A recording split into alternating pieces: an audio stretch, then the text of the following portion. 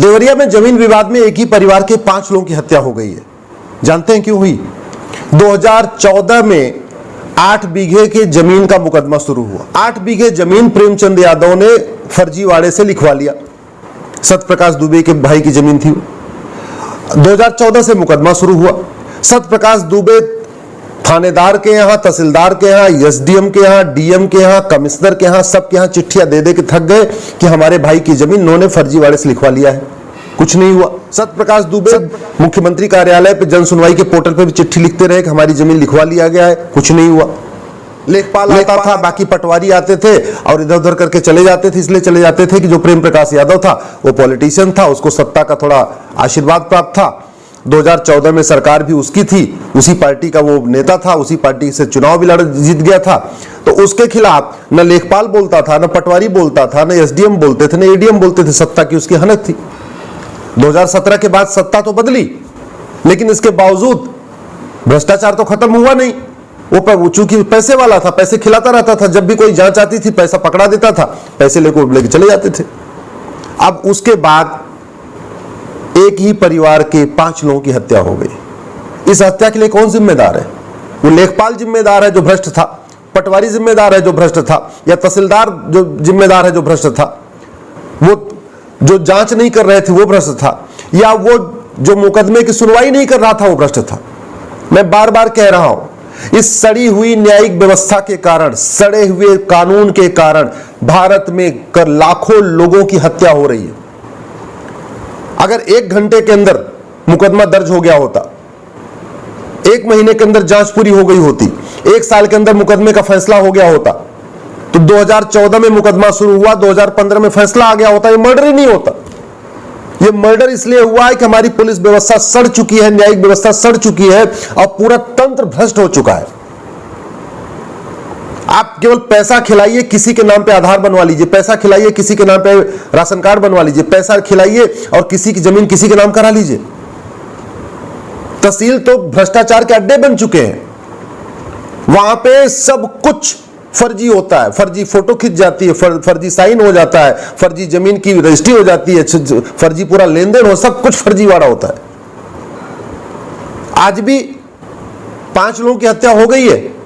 अब इसमें कोई जाति ढूंढ रहा है, कोई कुछ ढूंढ रहा है, कोई कुछ ढूंढ रहा है, लेकिन कोई ये नहीं कह रहा है इस हत्या का मूल कारण घटिया कानून है, इस हत्या का मूल कारण भ्रष्टाचार है, इस हत्या का मूल कारण सड़ी हुई न्यायिक व्यवस्था है, सड़ी हुई पुलिस व्यवस्था है। जब तक ये गुलामी के कानून खत्म नहीं होंगे, मैं बार बार रिपीट कर रहा हूं, जब तक ये 1861 का पुलिस एक्ट चलेगा तब तक पुलिस ऐसे ही रहेगी जैसे आज है। जब तक 1872 का एविडेंस एक्ट खत्म नहीं होगा तब तक मुकदमों का जल्दी फैसला नहीं होगा। जब तक नार्को पॉलीग्राफ ब्रेन मैपिंग कानून नहीं बनेगा तब तक सच को पकड़ना और जल्दी से जांच पूरी करना असंभव है। जब तक 100 रुपए से बड़ी नोट बंद नहीं होगी भ्रष्टाचार खत्म नहीं होगा। 5000 रुपए से महंगे सामान का कैश लेन देन बंद नहीं होगा, भ्रष्टाचार खत्म नहीं होगा। जब तक जुडिशियल चार्टर नहीं लागू होगा कि 1 साल के अंदर मुकदमे का फैसला करना ही करना है, चाहे वो तहसीलदार हो, चाहे एसडीएम हो, चाहे एडीएम हो, चाहे म्युनिसिपल मजिस्ट्रेट हो, चाहे डिस्ट्रिक्ट जज हो, चाहे हाई कोर्ट जज हो, चाहे सुप्रीम कोर्ट जज हो, 1 साल के अंदर मुकदमे का फैसला करने के लिए जब तक जुडिशियल चार्टर लागू नहीं होगा ऐसे हत्याएं होती रहेंगी, बलात्कार भी होते रहेंगे, मर्डर भी होता रहेगा, चोरी भी होती रहेगी, झपटमारी भी होती रहेगी, जमीन के लिए ऐसे लाठी डंडे चलते रहेंगे।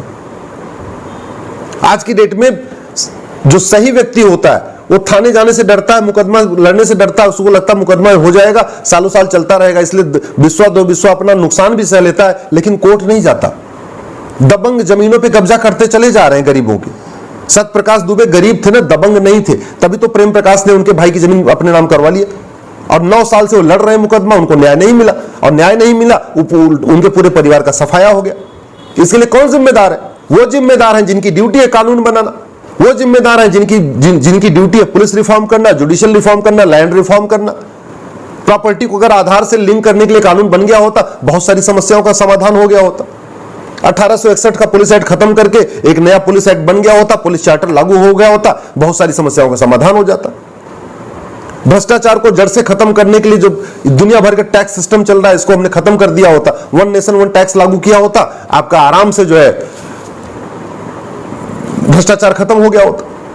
चोर उचक्के बदमाश क्यों पॉलिटिक्स में आ रहे हैं? अनपढ़, अनाड़ी, गंवार, दबंग, लुटेरे, माफिया क्यों पॉलिटिक्स में आ रहे हैं? क्योंकि हमने पॉलिटिक्स में कोई मिनिमम क्वालिफिकेशन नहीं रखी है, मैक्सिमम एज लिमिट नहीं रखी है, कोई एंट्रेंस एग्जाम नहीं रखा हुआ है।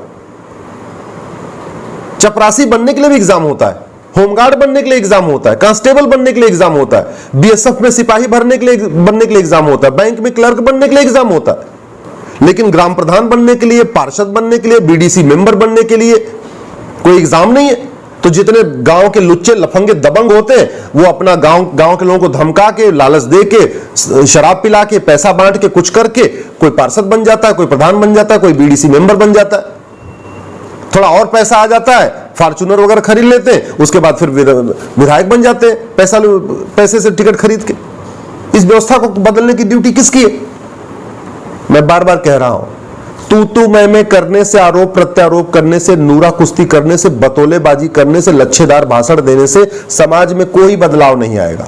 सारी समस्याएं ज्यों की त्यों होती रहेंगी। घूसखोरी, जमाखोरी, मिलावटखोरी, कालाबाजारी, नशा तस्करी, मानव तस्करी, सोना तस्करी एज इट इज पहले भी हो रही थी, आज भी हो रही है। नक्सलवाद, माओवाद पहले भी था, आज भी हो रहा है। दबंग जमीनों पे कब्जा पहले कर रहे थे, आज भी कर रहे हैं। जमीनों के लिए लाठी डंडा चल रहा था पहले भी, आज भी चल रहा है। और आपके सामने एग्जाम्पल आपने सुना ही होगा, ये देखिए, एक ही परिवार के 5 व्यक्तियों की हत्या। 2014 से मुकदमा चल रहा था, 8 बीघे जमीन फर्जीवाड़े से लिखवा लिया। और अगर फर्जीवाड़े से लिखवा लिया होता, हमारा कानून ऐसा होता कि अगर फर्जीवाड़ा किया तो आजीवन कारावास होगा। अगर हमारे पास एक कानून ऐसा हो जाए कि यदि आपने झूठा गवाही दिया, झूठा मुकदमा किया, झूठी किसी के अपने जमीन पे कब्जा कर लिया, अवैध कब्जा कर लिया, अवैध निर्माण कर लिया, 10 से 20 साल सजा होगी। करता क्या ये? इसकी माताजी प्रधान थी, ये खुद बीडीसी का मेंबर हो गया। उसके बाद इसने गांव के पूरे खेत खलिहान पे कब्जा कर लिया, जमीन बनाता गया, जमीन को बढ़ाता गया, अवैध कब्जा करता गया और बाद में दुबे जी के परिवार के, दुबे जी के भाई की जमीन को इसने कब्जा कर लिया। विवाद बढ़ा, विवाद बढ़ने के बाद मारपीट हुई। अब मारपीट हुई तो इसके गुर्गे आए और पूरे परिवार को साफ करके चले गए। अब क्या होगा? दौरा होगा, नेताओं के घड़ियाली आंसू बहेंगे, पुलिस जाएगी, कमिश्नर जाएंगे, थानेदार जाएंगे, ये जाएंगे, वो जाएंगे। परिवार तो बेकार हो गया, खत्म हो गया, एक पूरा वंश खत्म हो गया, एक पूरी चेन खत्म हो गई। कौन जिम्मेदार है इसके लिए? सांसद, विधायक, मंत्री जिम्मेदार है। जो आज भी पुलिस रिफॉर्म पे मौन है वो जिम्मेदार है। ये सोशल मीडिया में तू मैं करने से, बतौलेबाजी करने से पुलिस रिफॉर्म, जुडिशियल रिफॉर्म नहीं होगा। तू मैं करने से, बतौलेबाजी करने से अपराध खत्म नहीं होगा, दबंगों की दबंगई खत्म नहीं होगी। तू मैं करने से, आरोप प्रत्यारोप करने से माफिया राज खत्म नहीं होगा। अतीक अहमद को मारने से माफिया खत्म नहीं हो जाएंगे, एक अतीक अहमद खत्म होगा। माफिया राज खत्म करने के, दबंगों की दबंगई खत्म करने के लिए, अवैध काम रोकने के लिए कानून बदलना पड़ेगा। और कानून बदलना सांसदों, विधायकों की ड्यूटी है। आज तक संसद और विधानसभा में कभी पुलिस रिफॉर्म पे चर्चा ही नहीं होती, जुडिशियल रिफॉर्म पे चर्चा ही नहीं होती, इलेक्शन रिफॉर्म पे चर्चा नहीं होती, टैक्स रिफॉर्म पे चर्चा नहीं होती, एजुकेशन रिफॉर्म पे चर्चा नहीं होती। गरीबों की जमीन पे दबंग कब्जा करते रहते हैं, आए दिन लाठी डंडे चलते रहते हैं। ये तो चलो, ये तो एक परिवार का 5 लोगों की हत्या हो गई इसलिए अखबार में आ गया। ऐसा कोई गांव नहीं है जहां हर महीने 2-4 बार लाठी डंडा नहीं चलता जमीन के विवाद के लिए। जानते हैं क्यों? क्योंकि जो दबंग होता है, पुलिस भी उसी की सुनती है, लेखपाल भी उसी को सुनता है, पटवारी भी उसी को सुनता है, एसडीएम भी उसी को सुनता है और कलेक्टर भी उसी को सुनता है। जो गरीब होता है उसका कोई नहीं सुनता, वो फिर मजबूरी में फ्रस्ट्रेट हो एक दिन लाठी निकालता है।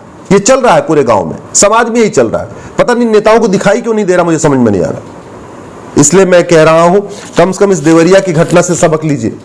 आप पुलिस रिफॉर्म की मांग करिए, 1950 से पहले बने सारे कानूनों को खत्म करने की मांग करिए, भ्रष्टाचार को जड़ से खत्म करने के लिए 1 नेशन 1 टैक्स लागू करने की मांग करिए, मुकदमों का सुनवाई जल्दी हो इसके लिए 1 नेशन 1 जुडिशियल चार्टर लागू करने की मांग करिए, जुडिशियल रिफॉर्म की मांग करिए, 100 रुपए से बड़े नोट बंद करने की मांग करिए। मैं बार बार कह रहा हूं, जब तक 100 रुपए से बड़ा नोट बंद नहीं होगा तब तक भ्रष्टाचार खत्म नहीं होगा, जब तक भ्रष्टाचार खत्म नहीं होगा तब तक समस्याएं खत्म नहीं होगी।